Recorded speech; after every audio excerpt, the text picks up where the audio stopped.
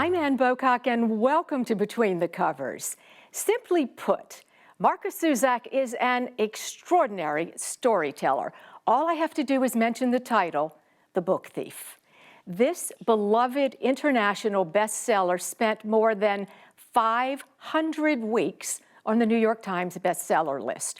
The novel was later adapted to film and released as a major motion picture in 2013, starring an Academy Award-winning cast. Well, for his fans around the world, I can tell you what you've been waiting to hear. He has done it again. Bridge of Clay is his new novel, a story 13 years in the making. It's the tale of a very unconventional family. 5 brothers, the father that abandoned them, a broken-nosed bride, and a mule named Achilles. It is beautiful. It is unforgettable. Markus Zusak lives and writes in Australia, and it is such a pleasure to welcome him to Between the Covers. It's great to be here. Thank you. The book is translated into 42 languages, the Book Thief was. It sold millions of copies. Tell me, in your wildest dreams, did you ever expect this success? No, I thought that book would sink without a trace. And I honestly thought, I imagined when I was writing it and it kept getting bigger and bigger, and I thought, God, no one's going to read this book. I imagined someone trying to recommend it to their friend, and their friend says, well, what's it about? And you say, well, it's set in Nazi Germany, it's narrated by death, nearly everyone dies, and it's 580 pages long. You'll love it. So I just imagined that. I just thought, well, I better start writing a new book straight away. And so what happened with The Book Thief was just a huge surprise, and still is to me to this day. I want to start with Bridge of Clay, because 13 years it took you to write this book. What's interesting, the classics are so important in this book. We have the stories from the Odyssey that are passed down from one generation to another. Why these particular stories? I think it never starts how you think it's going to start, with books and with stories and ideas. What happened was I was writing about this family and these 5 brothers who lived together and their friends at the beginning of the book, and I realised I was using a lot of nicknames, and because Australian people love nicknames, and then it just recalled in me. And there's just sometimes you hear a word in your head or a whisper in your mind, and when you're a writer and you hear that voice, because it comes not that regularly, when it comes, you listen to it, and I just felt the Odyssey and the Iliad. I started thinking of the fast-running Achilles entering the fray, or the resourceful Odysseus, or laughter-loving Aphrodite, or one of my favourites, Agamemnon, king of men. And I started there, and then when I introduced the Dunbar boys' mother, Penelope, and she would learn the piano back in Eastern Europe, I imagined her father calling her the mistake maker. And then all of these things started bringing all these new depths of meaning to the book, and I thought, I really like this now. Did you grow up with those stories? Because this is not a typical bedtime story. Yeah, I did. I think when I went to university, I felt like I knew nothing. I showed up at university from a place, I was the only one of my friends who went to university. It's not such a part of life back home as it is in America. And I remember getting there feeling like I knew nothing. And so I went to the library at one point and I just started pulling books off the shelves, or I'd be given a gift of a book. And so it just struck a chord with me. And I didn't know that all these years later I would end up using it in a novel. And that's what I love about writing. You're just surprised all the time. And that's one of the great things about books and reading in general. So I started going on these sort of travels in the reading of those books, and now in the writing of this one. And I like the idea of, I think our lives are kind of tidal in a way, and we're always moving forward, but we're always somehow still in our past as well. And I wanted to write a book that was one boy's world and one family's world. And those books were a part of that world. going from the past to the present is somewhat building a bridge from one side to the other. And there is a quote in this book, and I'm not giving anything away by saying that Clay is building a bridge. And when they're building the bridge, he says that it would be great to create something like the David one day. But it says that they are living the life of the slaves. And instead of being negative, that is a positive, and that is where the beauty comes from. You use those elements in your book. You use the statue, Michelangelo's statue, the David. You use the slaves. Where do you see yourself here? Well, I've always thought of myself as a tradesman. And Really? I would never think of myself as an artist, but I feel like I'm a tradesman who's trying to create a work of art in a way. And but I still never feel like I do. And but you have to try.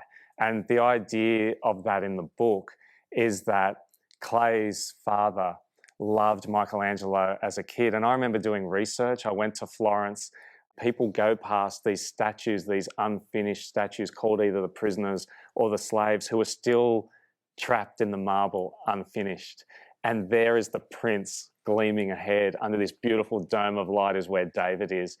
And I remember just stopping in front of those 4 sculptures and thinking, oh, this is what life is really like.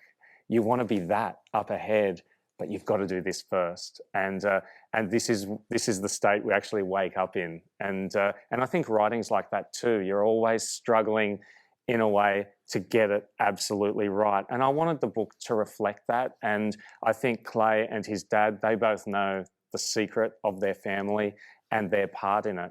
And so they always feel like they're trying to free themselves from that. And Clay wants to make one beautiful, great thing. And that's to build this bridge and to make it perfect and to do something truly great and transcend humanness. But I think what he learns is that he knows he's not going to be able to do it. But the beauty and the greatness is actually in the attempt. And that's what I love about him, and that's what I love about trying to create anything. That's actually beautiful. I mean, what you just said is takes my breath away. This story, we said there's 5 brothers in the Dunbar family. It's really a testosterone-driven story at first glance. But there is the female figures. There are a few, and they are magnificent. And Penny Dunbar, to me, is the glue that holds the whole book together.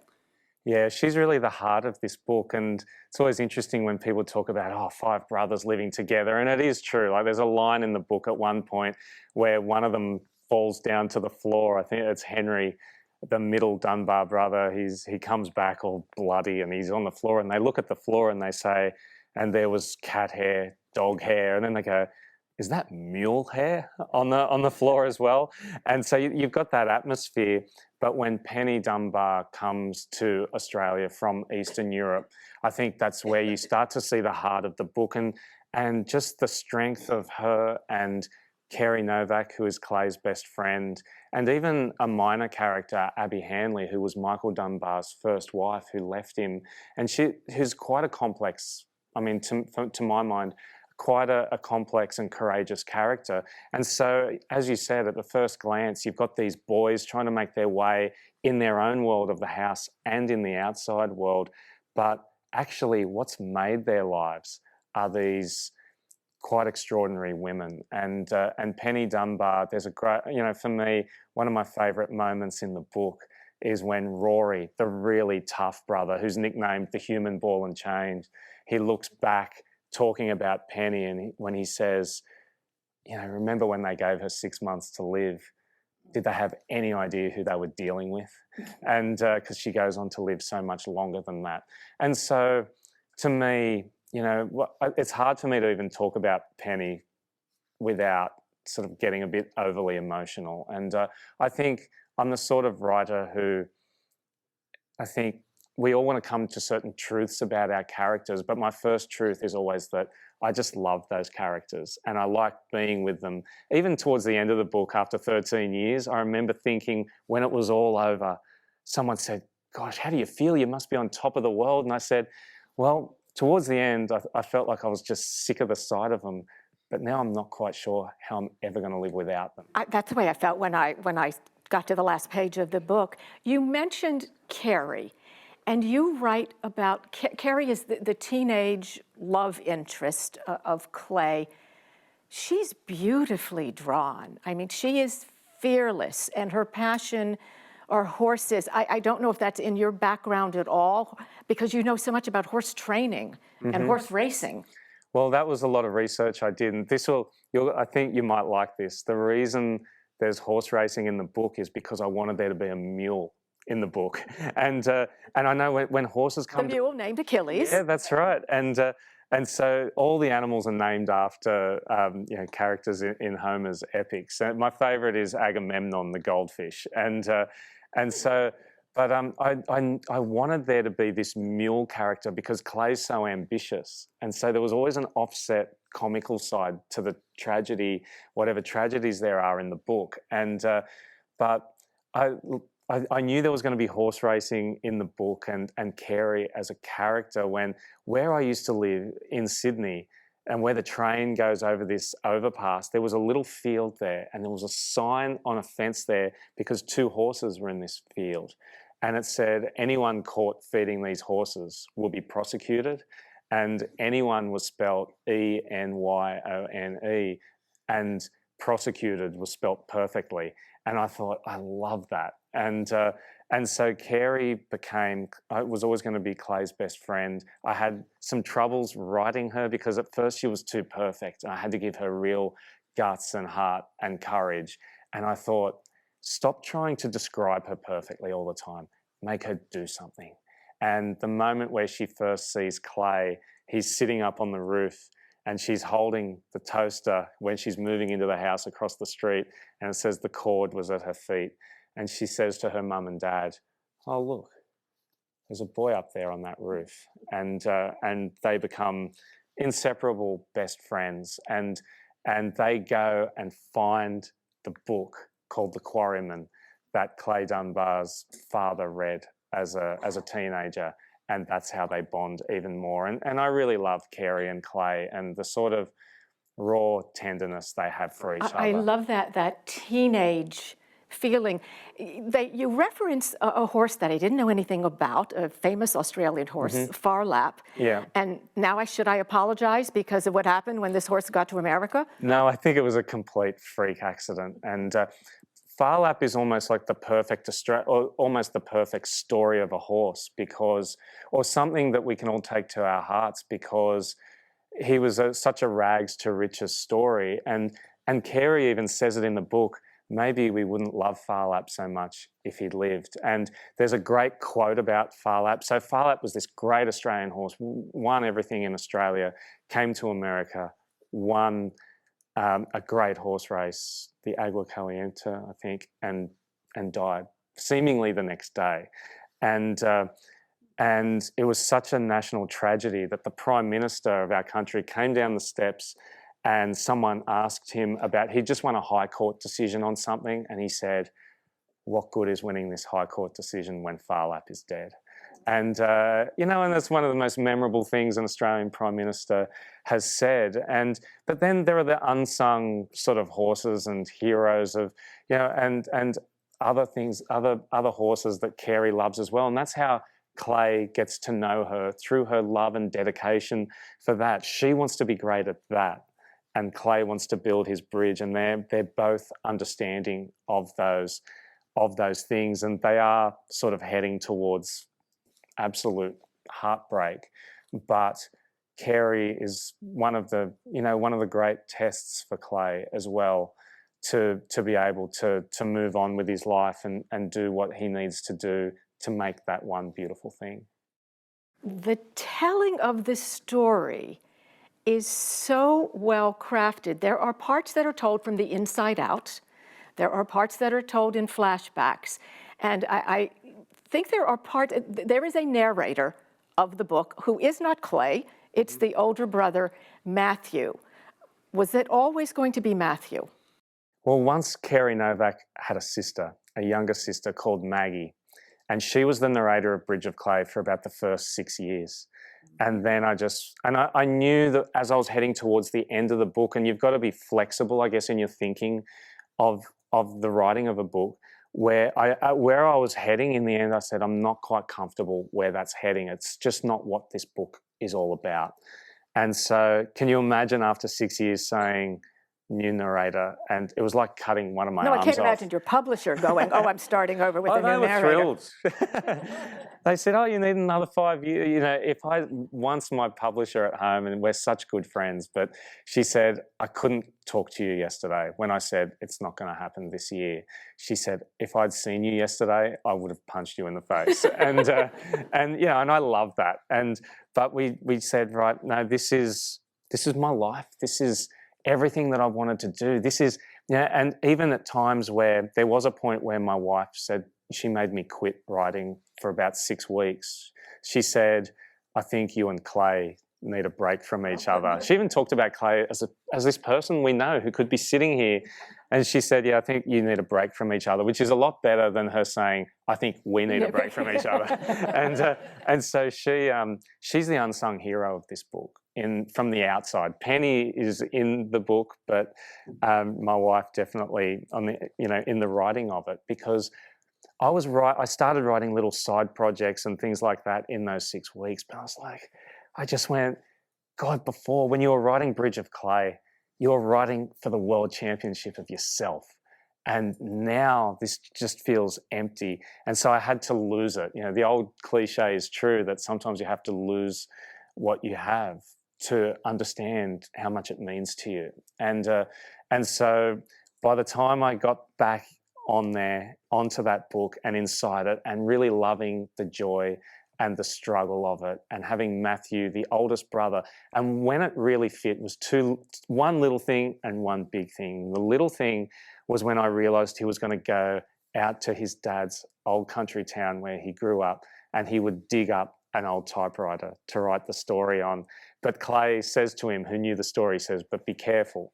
If you get the measurements wrong, you might dig up a dead dog or a snake instead. And he says, which I did on both counts. And the big thing was just when I knew that in every word, in every sentence, and in everything Matthew says, he's just saying to the reader the whole time, he's telling the reader how much he loves Clay and how much he missed him when he was gone. And, and to me, to feel, and I can even feel it now within myself, that's to me, that's what the book is about underneath the words as well. Clay is determined to build a bridge. I'm not giving anything away by saying that. And you reference the magnificent Pont du Gard. Mm-hmm. Why that particular bridge? Well, firstly, I love arches. And that's one of the great, however many arches. I know the exact figures, or I did know in the researching of the book, but it's just such a magnificent thing. And what I loved a couple of things about Pont du Gard, and one is that there's no mortar in that bridge. There's the stones are exact to fit. There's nothing holding the stone of that bridge together. And it also served as an aqueduct and built by the Romans. But there was also this great legend, there are so many of these kinds of things about all sorts of things, where there's this legend about how the villagers at around that river, the Gardon, they couldn't get a river that could survive, a bridge to survive the river. And so the devil comes into town, and they say that, and says, I could build that for you in a night. But I get the first thing that goes across the bridge, and so the villagers agree, and they watch and marvel as the devil just tears stone from the mountains and cobbles, makes this magnificent bridge and aqueduct, but they fool him, and they set a hare free across the bridge as the first being to go across it, and the devil in his outrage smashes it against one of the arches, and they say you can still see the imprint there today. And of course, as a writer of fiction, then of course it becomes personal. And Clay says to his dad, what I would do is I'd never make a trade like that, but I would actually, but I would for Penny and I would for Carrie to bring them back. And so, you know, and I'm not trying to put spoilers in now either, but Clay is to me such a heartfelt character, and he feels something in that story as well. Did you grow up with a lot of stories? What fostered your love, your passion for reading and writing? Well, as my mum and dad, really. I'm the youngest of four kids, and I could be the spoilt youngest child, but not in the way people might think. All spoiled children say, yeah, but I wasn't. It's not how you think it was, and it's because I got to spend the most meaningful amount of time with my parents. When I was a teenager, I didn't get my parents' attention from the time I was really young because there were other kids to look after. But my sisters had left home. My brother was more, you know, off with his friends. And so I'd say to my mum and dad, can you tell me the story about, you know, when you were growing up in Germany and Austria and during that terrible time? And, uh, and they'd tell me these amazing stories. And I was lucky to have two parents who had amazing stories and the ability to tell them in a beautiful, meaningful, sometimes comedic, sometimes, you know, tragic way. And I didn't realize at the time that they were teaching me how to be a writer without writing anything. And and that to me was what made me realize that was one of the things that made me realize that that's what I wanted to do with my life. And you know, so I feel like one of the lucky ones. I mean, I can't even believe I'm here talking to you about all of this. Our audience has some questions. Are you okay with answering a few now? Of course. All right. You're going to be speaking to students at high school. And I was wondering, in your talk there, do you speak differently to the students? I don't. I speak pretty much to everyone in the same kind of way, and I've spoken in high schools back home that were like for more than a decade, and as I was coming up through writing all my previous books, and what I've learned is that again it comes back to that idea of just not underestimating that audience, and they can handle a lot more than we think they can. They're willing to think a lot more than we think they're willing to think. And so I basically treat everyone that I talk to equally. And so I just tell stories, to tell you the truth. And it's great when you're being interviewed because you get a lot of chances to say things you don't ordinarily get to talk about. But I just love telling stories, and I love then being able to say, in this part of the story, I got this reaction from you, and in this part I got this reaction. And there's a reason why that happened. And so I just love not only telling the stories, but being able to understand how they actually work. And that's usually what I talk to them about when I go into schools. You said it took you 13 years to write this book. I'm just curious, did you write every day, and how long did you spend time during the day writing?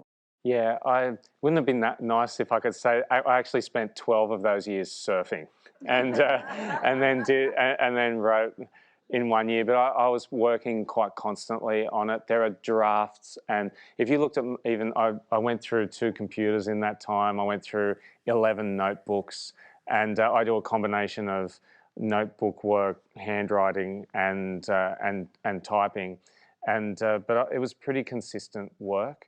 And you know, you have periods where you're working harder and longer than at other periods, and with family and kids and all those sorts of things. I work at home. I kind of like the chaos of home, and I like working in the kitchen. But I basically I try to work as a base for 5 hours as soon as my kids are at school. We have a question from Charlene, and her her question is the question we all wanted to ask, but we're afraid. Is it going to take another 10 years for your next book? Yeah, I think so. I think that's a good idea. I honestly don't know. I feel like I'm more. I'm loving the idea of writing much more now than I did after finishing The Book Thief. I think when I finished The Book Thief, I was wondering if I could ever write a book like that again. That I felt just, you know, where I felt like I'd written 4 books that really meant something to me, and then I'd written a book that meant everything. And then I thought, I only want to write books that mean everything to me now. And Bridge of Clay is all of that to me and more, really. And so I feel like I just want to write again and love writing and love whatever problems and challenges come with that. And we'll see what happens. But I've finally got a few different ideas. The problem when I was writing Bridge of Clay is that people would say to me, oh, if you're struggling with it, just write one of your other ideas. And I'd say, that's the problem. I haven't got any other ideas. But now I realise I'm kinder to myself and I say, every idea I was getting was going into Bridge of Clay. I was betting everything. And I like that idea. But maybe it is time to go back and just write a book that means something to me. But I don't think I will. In this book, Carrie Dunbar is building a bridge in search of a miracle. And you've also built a bridge, a literary bridge. You're getting us from one side, the past, to the other side, the future. The book is Bridge of Clay. Markus Zusak, I want to thank you so much for being here. I'm Ann Bocock. Please connect with us and join me on the next Between the Covers. Thank you. No, thank you. So great.